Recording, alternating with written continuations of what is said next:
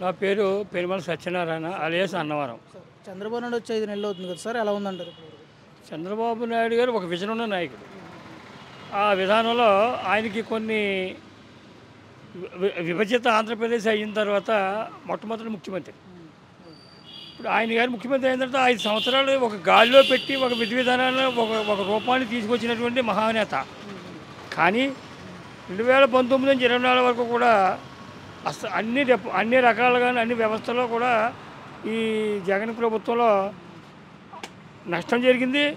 అదేవిధంగా అన్ని వర్గాల ప్రజలకి ఇప్పుడు ఎస్సీ సబ్ ప్లాన్ ఉంది.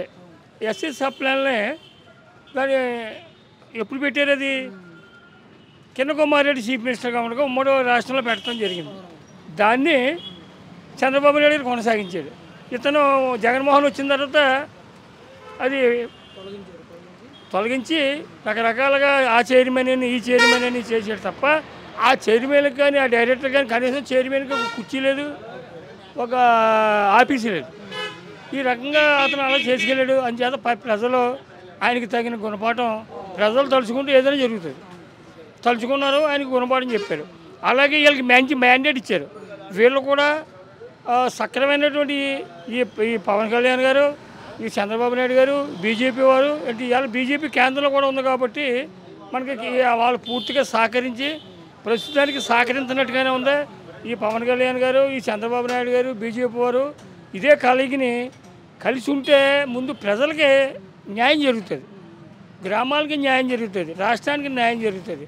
అలాగే మనకి మన ఆంధ్రప్రదేశ్కి పోలవరం జీవనాడి దాన్ని పాడు చేశారు. ఇప్పుడు మళ్ళీ వీళ్ళేమో గాలిలో పెడుతున్నారు. అలాగే మన కోనసీమ సెంట్రల్ డెల్టా 6 నియోజకవర్గాలకి లొల్లలాగులు జీవనాడి. ఆ లొల్లలాగుల పరిస్థితి ఎలా ఉందండి? ఇలా అసలు అధ్వాన స్థితిగా ఉంది. అలాగే ఈ కొత్తపేట నియోజకవర్గానికి రాష్ట్రానికి చంద్రబాబు నాయుడు విజన్ ఉన్న నాయకుడు ఎలాగో ఇక్కడ మా కొత్తపేట నియోజకవర్గానికి బండారు సత్యానంద గారు కూడా అంత విజన్ ఉన్న నాయకుడు. అతను 57 గ్రామాలు ఈ నియోజకవర్గానికి. 57 గ్రామాల్లో ఏ ఊరికి ఏది అవసరం, ఏ ఊరికి మనం ముందు ప్రయారిటీలో చేయాలి, ఏది వెనకబడి ఉందనేటువంటి అవగాహన ఉన్న నాయకుడు. ఇప్పుడు మొట్టమొదటి ఆయన మన గత అసెంబ్లీ సెషన్స్లో కూడా దీని గురించి ఆత్రేయపురం లొల్లాగుల గురించి మాట్లాడడం జరిగిందండి. అని చేత ఏంటంటే మనకి దానిని ఏ నాయకులైనా ఆయనతో పాటు ఖచ్చితంగా సెంట్రల్ డెల్టా ఎమ్మెల్యేలు, కనసేటి మంత్రులు దీనిలో ఇరిగేషన్ మీద దృష్టి పెట్టి లొల్లలాగుని ముందు సరిచేయాలని నా ఒక రైతు పెట్టగా నా కోరిక.